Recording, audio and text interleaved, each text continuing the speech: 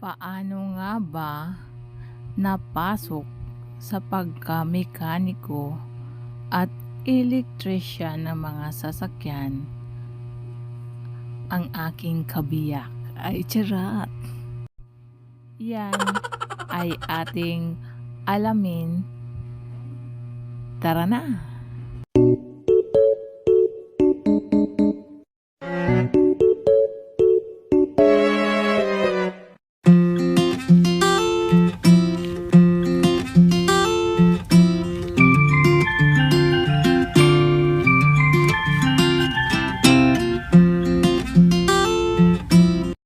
Nagsimula lamang po siya sa pagiging helper ng isang mekaniko nung siya ay namasukan.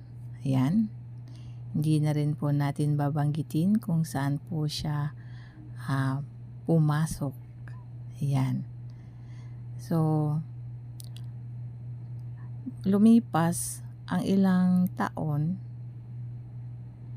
siya po ay pinaaral ng kanyang amo na mag-TESDA. So, nung nag-aral siya, dahil may alam na siya, ay 1 week pa lang, ay graduate na.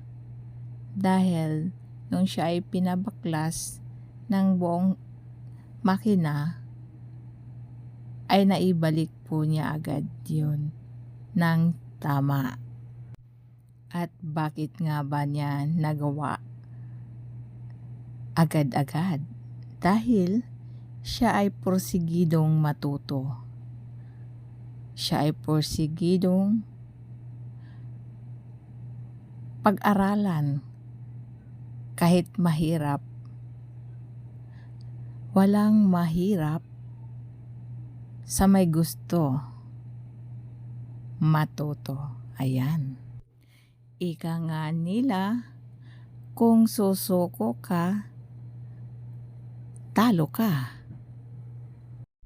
At doon nagsimula na naisipang magtayo ng talyer.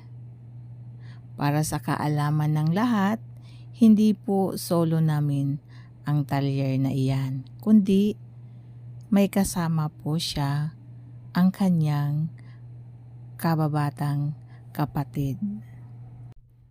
Sila pong dalawa ay nagtutulungan sa paggawa. Silang dalawa ay nagmamahalan, nagdadamayan sa lahat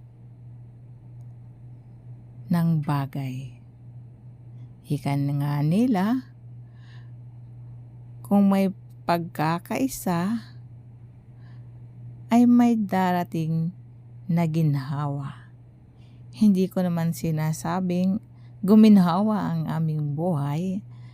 Ang importante, nakakaraos kahit papano. Lalo na sa aming pang-araw-araw na gastusin at mga bayarin. Ayan, kasama na talaga yan sa ating buhay. Kaya ang masasabi ko sa inyo, hanggat may buhay, may pag-asa. Sabayan lang ng dasal, tiwala sa ating Panginoon. Ayan, marami pong salamat sa inyong panunood. Sana magbigay din ito ng konting aral sa lahat. Maraming salamat and see you on my next video. Bye bye guys!